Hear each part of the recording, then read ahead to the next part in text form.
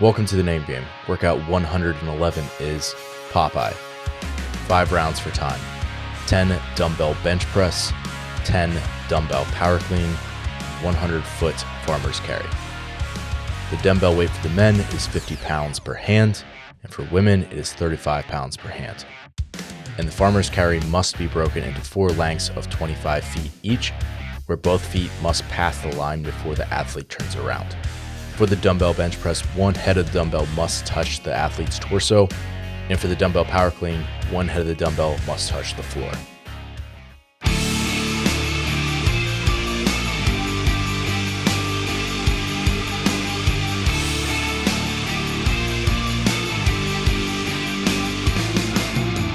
Well, wait a second. Who took my chalk? Mr. Melendez, what's your strategy? Steady pace. It's gonna get grippy, but we're just gonna try to keep moving. I don't know.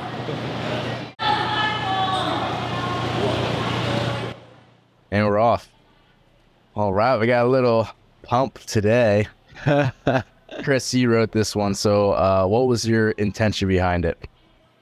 Yeah, I mean, honestly, I did a workout pretty similar to this a long time ago, and frankly, it was a lot of fun. And so my intention was kind of to get a workout in that's grip intensive, right? Kind of like an upper body pump and some novelty exercises with a dumbbell bench press instead of a barbell bench press. So not out of the realm of possibility for CrossFit to loop in a dumbbell bench here in the next couple of years.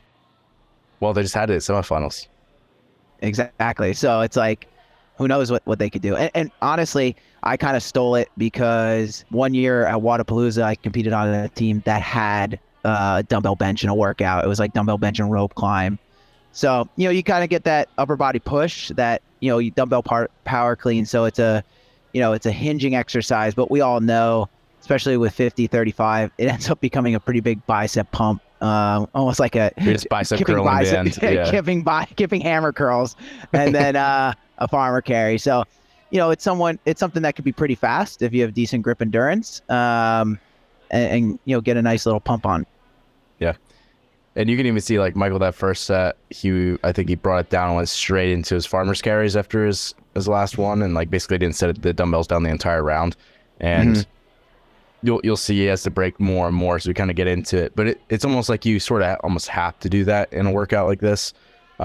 Like, obviously, there's like little breaks in a lot of workouts where you can manage your grip fatigue if you know it's going to be an issue. But sometimes you don't really know, and you just kind of have to go for it and see how well you're able to maintain as you get into it.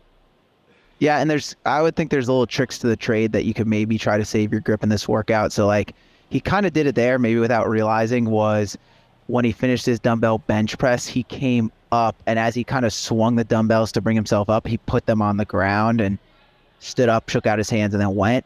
That's one spot you could do it, because you have to stand up and touch the dumbbells to the floor in that transition anyways. Right. So why not relieve some tension? Another thing you could do is, as you finish your farmer carry, you could rest in this position right here where he's kind of sitting. So you're on a piece of equipment, which generally leads to less transition time. And then here in the dumbbell bench, I hesitate to say this a little bit because it could get a little dicey for maybe someone who's a little less coordinated, but you could kind of loosen your grip on that dumbbell and just kind of let it sit in that, like, not a J hook, but that like J hook essentially of your thumb and your index finger, almost like you would like in a thruster or something like that, where at the top you kind of relieve the tension in your forearm by opening your grip. You can do that and kind of balance it through your palm. And the reason why I say it's coordination dependent is, you have to maintain the dumbbell in your hand. I don't want anyone who's like, a klutz to drop the dumbbell head right into their eyeball, but that would be another way to kind of relieve tension on that grip.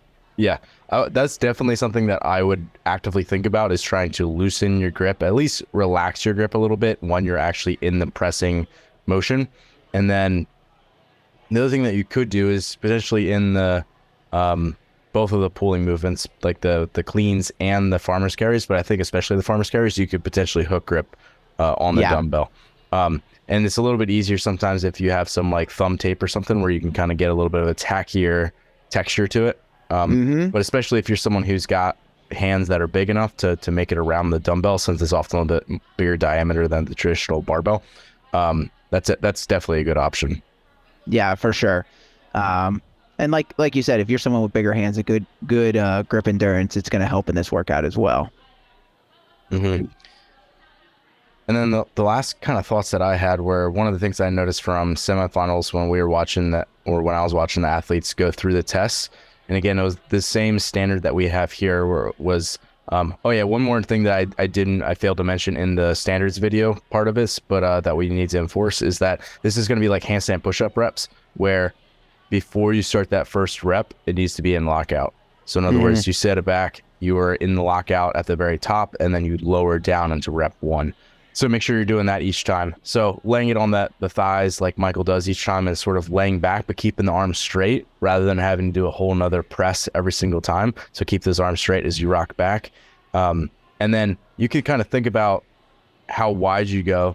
Like if you keep those dumbbells in a little bit narrow, it's more of an awkward pressing position, but that also allows you to potentially cut down the range of motion if you can get your chest sticks out a little bit further, especially if you're a busty female.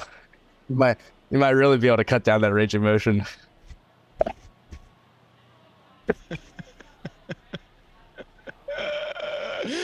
Chest to bars, stuff like that, you know.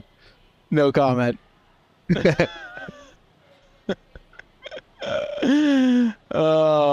just for the performance benefits.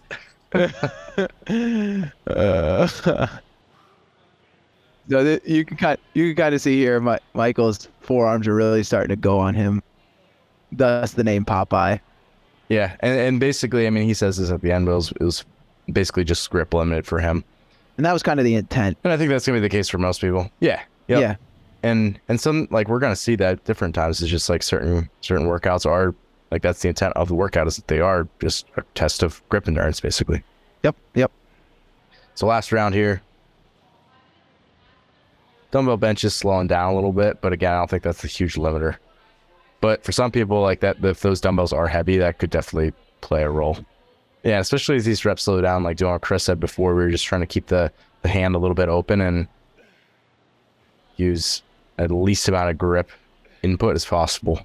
I'd also probably recommend having a chalk bucket handy. Seriously, he was just wiping the sweat off of his hands. I did not provide that for Michael here. That's all right. Unknown and unknowable, right? You never know what you're going to get thrown at you.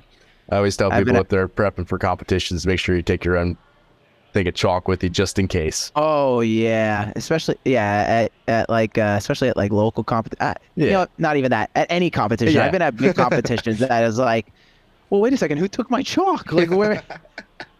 That could be the real strategy, is just take the chalk and hide it at the competition. And then I can't say I've never done that. Like, I can't say I've never mid-workout.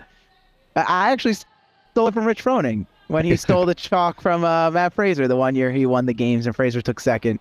I was like, you know what? That's a good strategy in the middle of a workout. Oh my gosh. I need chalk. I don't know where mine is. This one looks good. Next thing you know, the lane next to you doesn't have any. All right, last 50 feet here. Yeah, he is. Yeah, his grip is hurting right now. Yeah, you can just tell it's like he's turning it like it's a boat, like just trying to limit the grip input. Well done, Michael. Good job. I'm dead. I can't even. How was it relative to what you expected? It wasn't as bad as I expected, but it was definitely, I underestimated how grippy it was going to be. So, but it was good. Good workout. Was it like all grip? I think so. I think I was fine. I was doing pretty good.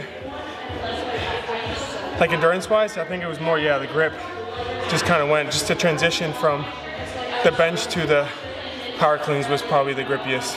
Yeah. And then jumping into the farmer's carry, you really just didn't catch a break. Was the bench press hard at all? No, I think like naturally you fatigue, but I think it was the easiest part out of the whole thing. So it was a good workout. Nice work, dude. Thanks. Alrighty, folks, it's that time. Be sure to submit your scores to the leaderboard at zorfitness.com/TNG. You're more than welcome to share this and take it on with some friends, and best of luck on the workout.